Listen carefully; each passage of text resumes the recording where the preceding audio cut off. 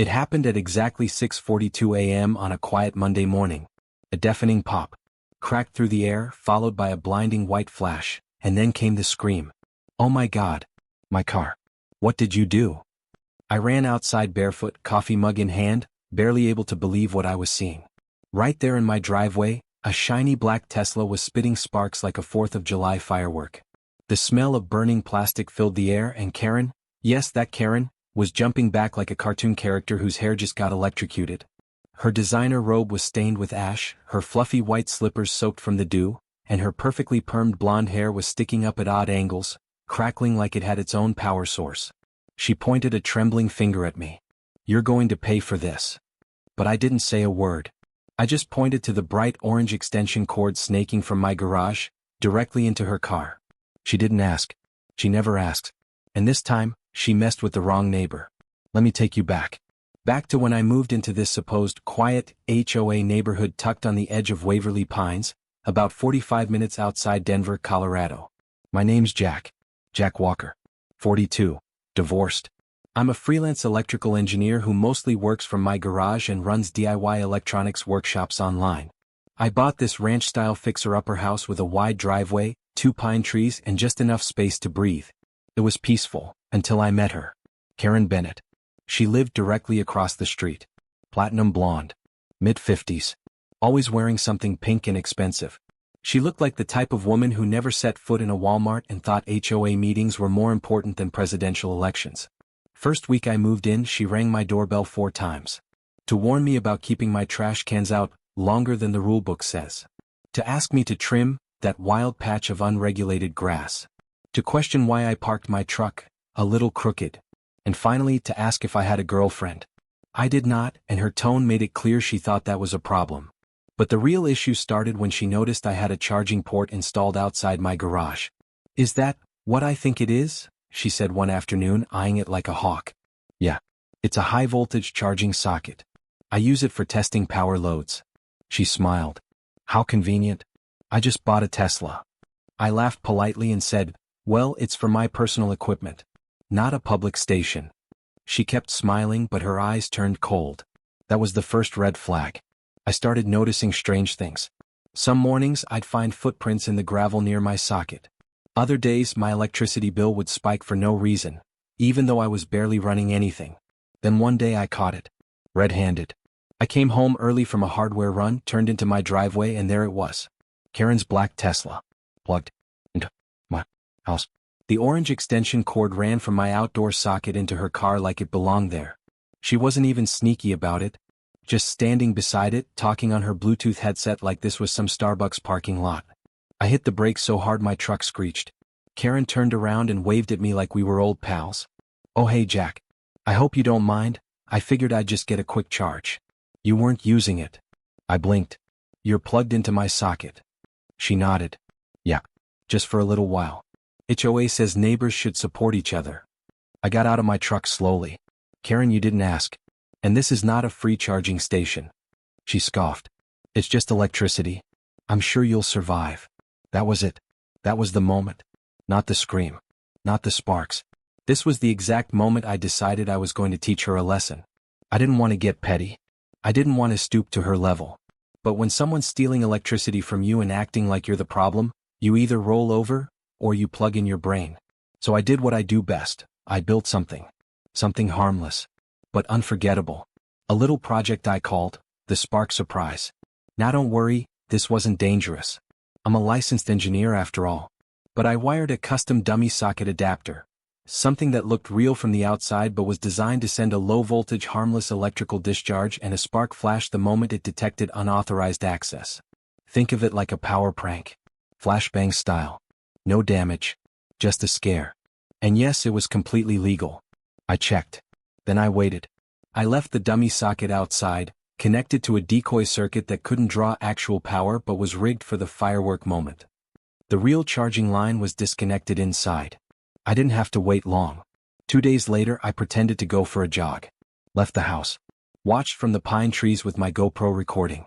Sure enough, Karen marched over in her bathrobe, plugged in her shiny Tesla, and stood next to it, arms crossed like she owned the whole street. Then, zap. The dummy socket activated. A huge spark shot up from the outlet. Loud, bright, harmless but shocking. Karen screamed like she saw a ghost, jumped backward, tripped over her own fluffy slippers and fell straight into a puddle.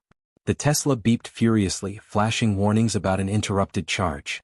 I waited 5 seconds and then walked out casually with my coffee in hand, acting like I didn't know what was going on. And that's when she lost it. "You set me up," she shrieked. "Nope," I said calmly. "That's a private socket on private property. I'm calling the HOA." "Please do," I said, already forwarding the video to my lawyer and the HOA board with the subject line, "Proof of electrical theft, see attached spark show." And just like that, Karen Bennett, the queen of the HOA, was about to learn how sparks fly when you mess with an engineer. She stormed back across the street, soaking wet and trembling, screaming over her shoulder, "You'll be sorry for this, Jack. This is war." But I just sipped my coffee, smiling. Because little did she know, I was just getting started. Karen's scream was still echoing off the cul-de-sac as she stormed back to her mansion of a house. Her fluffy slippers left muddy prints on her perfect driveway, and her hair was still standing up like she'd licked a live wire. Meh. I went back inside, humming a little tune, sipping my coffee like it was just another Monday. But by 9:15 a.m., I realized I had underestimated the queen of passive-aggressive warfare. Because Karen didn't just call the HOA, she summoned them. At 11 a.m. sharp, I got a cordial knock on the door. 3 people stood there. First, Richard Halbert, the HOA president, retired dentist, brittle smile, always smells like mint and rules. Second, Nancy from down the block who treats HOA violations like sports stats. And third, Karen herself. Fresh blowout, full makeup, and a pink clipboard like she was heading a congressional hearing. "Jack," Richard began, "we received a rather concerning complaint." I raised my brow. "About what?" Karen shoved her way forward. "About how you've weaponized your electrical socket and tried to electrocute me." I laughed. I actually laughed. That device was non-lethal and harmless. "I have footage. Want to see it?" Richard blinked. "Footage?" "Security camera," I said, stepping aside and gesturing toward my hallway tablet. "Also includes timestamp data showing when she plugged into my private property without permission." Repeatedly. Karen's mouth dropped open. "Why, you recorded me?" "You stole from me," I replied. "Would you prefer I called the police?" There was an awkward silence. Nancy stepped in. "Regardless of fault, the HOA needs to ensure neighborhood unity. This type of conflict reflects poorly on us all." That's when Karen smiled that evil smile. "I think it's time we propose a motion. Jack should remove that charging port. It's clearly a safety hazard." I blinked. "You want me to remove the socket you keep stealing from?" "It doesn't match the neighborhood aesthetic," she purred. Richard cleared his throat. "We will need to take a vote." I was furious. They held a neighborhood meeting the next night. Karen distributed flyers claiming I installed dangerous homemade electric weapons and tampered with public safety. Half the neighbors showed up just for the drama, popcorn in hand, I swear. Karen stood in the center of the community gazebo like she was giving a TED Talk. "We must protect our families," she said. "And we cannot allow someone with unauthorized electrical devices to endanger our streets." I stood quietly in the back. Until she said this. "Mr. Walker's backyard also contains suspicious machinery and wires. What if he's building bombs?" "What?" Everyone gasped. I stepped forward.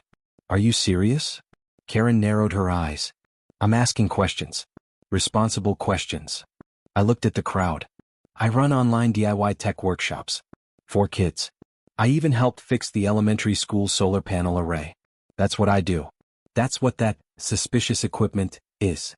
There was murmuring now. Karen pressed on.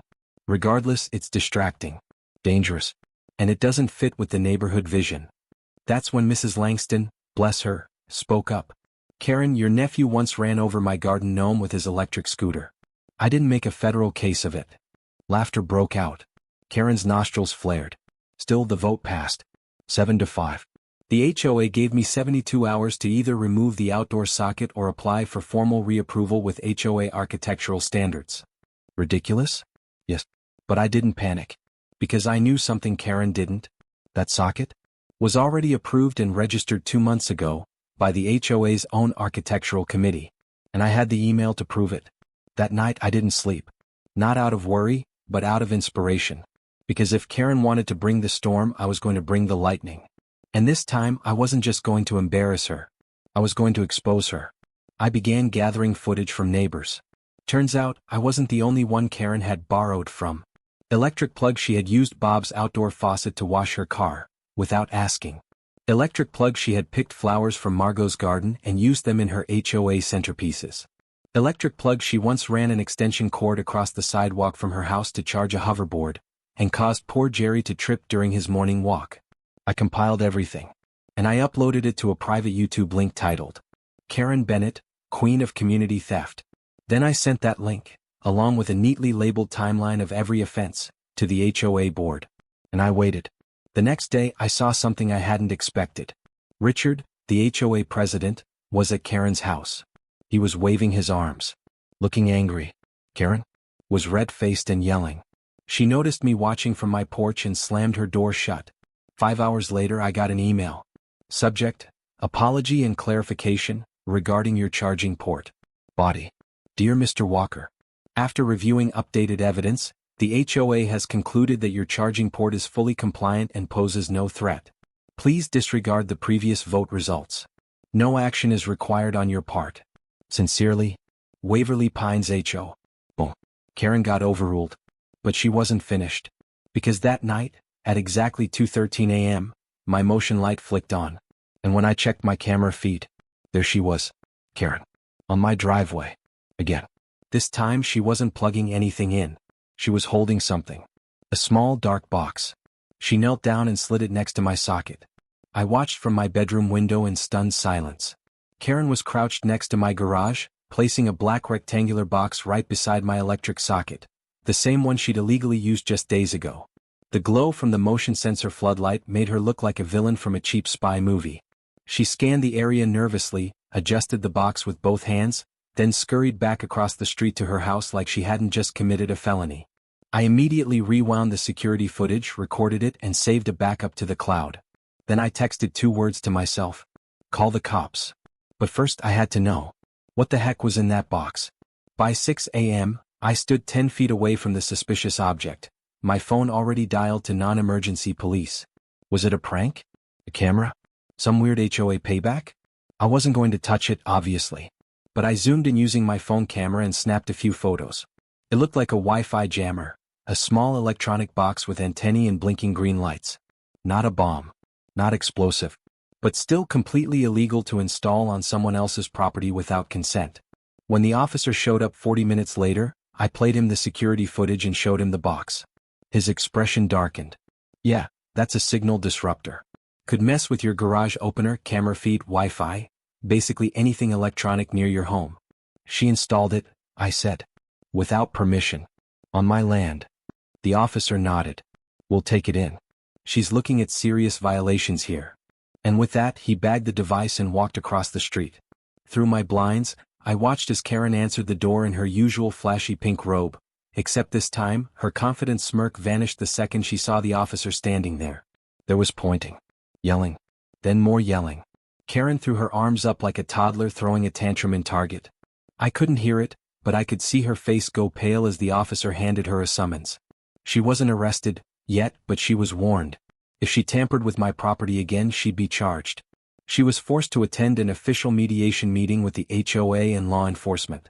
But trust me, Karen wasn't done. She was humiliated, sure. But her petty brain was already calculating Plan C. What I didn't expect was the wave of support that followed. People I barely knew knocked on my door to say things like, "Saw what happened. Good for you, Jack. Karen's been pulling stuff like this for years. Need help fixing up the lawn? I got tools." Turns out Karen had built quite the reputation, not just for HOA enforcement, but for sneaky, self-centered behavior cloaked in community service. Bob from down the road told me Karen once charged neighbors $10 each to attend a mandatory HOA garden party she organized, then used the cash to buy herself a spa day. Margot revealed that Karen voted against installing wheelchair ramps on our sidewalks because she thought they'd ruin the neighborhood symmetry. Even quiet little Ms. Decker admitted Karen once tried to ban her wind chimes because they sounded too cheerful. 2 days later, I came home from the grocery store to find my mailbox flattened. Not by accident. There were tire marks on the curb. I checked the footage again. Karen's shiny black Tesla had accidentally veered just a few feet into my driveway, taking out my mailbox in one smooth bump. And guess what? She didn't even stop. No apology. No note. Just drove off like nothing happened. I called the police again. They filed it as vandalism with photographic proof. But this time, instead of confronting her, I stayed quiet. Because now, I had a new plan. If Karen wanted a war, I was going to hit her where it hurt most. The HOA elections. I started talking to neighbors. Casual conversations. Honest questions. How do you feel about Karen's leadership? How many rules have made your life harder, not better? I found out a shocking truth. Half the neighborhood didn't even vote in HOA elections. They thought it didn't matter. They thought Karen would always win. But I'm an engineer. I believe in data. So I created a simple flyer. Tired of HOA overreach? Karen unplugged my garage, vandalized my property, and still leads the HOA. If she'll do it to me, she'll do it to you. Envelope, vote for common sense. Brain, vote for someone who believes your home is yours. Ballot box with ballot, vote Jack Walker this spring. I slipped copies into mailboxes. Sent emails. Hosted a barbecue with soda and simple snacks. No politics. No anger. Just truth. And like clockwork, Karen responded by going full Karen. She started knocking on doors telling people I was an unstable inventor. She claimed I was under investigation for illegal weapons. She even posted a flyer that said, "Beware, Jack Walker is building machines that can fry your dog's brain." I took a picture. Laughed. Then showed the HOA mediation board. Turns out, false defamation is a violation of HOA regulations. Karen got fined $2,000. Yep. $2,000. I didn't even lift a finger. Exactly 1 week before the HOA election, I woke up to see her car, Karen's Tesla, parked right in front of my driveway, plugged into my socket. Again. I blinked. Was this real? She'd already been fined, warned by police, caught on camera, and she still did it? Only this time, she didn't know I had upgraded my Spark show. And this one was going to be legendary. The sun had barely risen, but my eyes were wide open. I stood by the window holding my phone like a trophy, watching as Karen's shiny black Tesla slurped power from my socket once again. The orange cord was plugged in deep. Her car sat like a smug intruder. And Karen? She was nowhere in sight. But I was ready. Because this time, I had a plan that would end this nonsense. No violence. No destruction. Just pure, poetic, technological justice. After her mailbox hit and run and Wi-Fi jammer stunt, I knew Karen wasn't just entitled, she was vindictive. So I upgraded my setup. My dummy socket now had a new twist. It delivered a harmless but dramatic sonic spark pulse with a perfectly timed sequence of high-voltage bright blue sparks that popped like fireworks. Speaker high volume, a built-in speaker that screamed, "Unauthorized access detected." Camera with flash, a motion-triggered selfie cam pointed straight at the thief. It wasn't dangerous. But it would be humiliating. Especially when broadcasted in the next HOA meeting. So I crept outside quietly and flipped the breaker that powered the trap. Then I waited. At exactly 6:57 a.m., Karen emerged in her bubblegum pink gym set, holding a green smoothie. She didn't even look ashamed. She strolled up to her car like she had every right to use my electricity. She paused at the front of the car, stretched like she was preparing for yoga, then glanced at the plug, checking that the charge was flowing. That's when the speaker blasted. Warning, unauthorized access detected, disconnect immediately. The sparks lit up. Karen screamed so loudly 2 dogs barked from across the street. She dropped her smoothie. The green sludge splattered across her white sneakers. What is happening? The camera snapped a high-res shot of her face mid-scream, eyes wide, jaw hanging, hand gripping the plug. Then the socket emitted one final bzzz, and the system shut off. Karen tripped over the cord, fell backward onto her fancy yoga mat she'd placed nearby, and landed. It was the angle. The picture had been taken from inside my property, which meant only one thing. Karen had planted something. Something I hadn't found yet. I locked the door, closed every blind, and pulled on my gloves. For the next 3 hours, I tore through my garage like a detective on a crime scene, checking the rafters, inside the toolbox drawers, under the shelving. Nothing. I paused, took a breath. Then I thought, Karen isn't clever. She's bold. She hides things where people don't think to look. So I stepped outside. And there it was. Tucked inside the decorative vent of my garage light fixture, behind a loose panel, was a tiny pinhole camera. Still blinking. Still recording. Still Wi-Fi enabled. I yanked it out, dropped it in a foil-lined box, and drove it straight to the sheriff's department. They took it in as evidence. But they warned me, because Karen was now out of state, getting legal action would be tough. Cross-jurisdiction. Still, I wasn't letting this go. 1 week later, I received a certified envelope from a law firm in Florida. It was a cease and desist letter, claiming I had slandered Karen online and invaded her privacy by filming her spark trap. She was suing me for emotional distress. The irony nearly made me choke. But my lawyer, a young no-nonsense woman named Madison Pierce, smiled as she read it. "This isn't a lawsuit," she said. "This is a tantrum printed on letterhead." She drafted a sharp reply attaching the HOA violations, the trespassing reports, the Wi-Fi jammer complaint, the photographic evidence of the secret camera, and the viral podcast interview that proved she initiated every confrontation. Karen's lawyer went dead silent after that. I never heard back. The weeks that followed were surprisingly quiet. I fixed my garage. Neighbors helped repaint my fence. We created a real neighborhood watch group, one that didn't focus on lawn gnomes or mailbox paint, but on actual safety and respect. HOA meetings went from chaos to calm. No more screaming. No more fake fines. We even started a community garden. Karen always hated them, said, "Vegetables are ugly." And most importantly, I reinstalled my charging socket.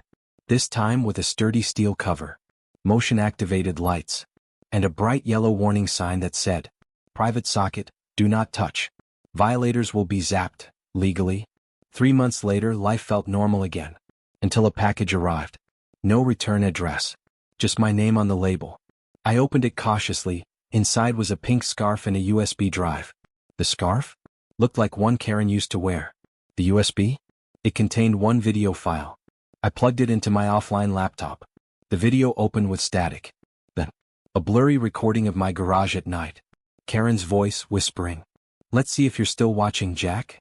Then it cut to black, and flashed a single word on screen. Soon. I handed it over to authorities immediately. But no location data. No metadata. No fingerprints. Just another taunt. And yet, I felt no fear. Because the thing about people like Karen? They always think they're in control. But the truth is, they burn bridges so often, they end up on an island of their own making. And sooner or later, even the sparks run out.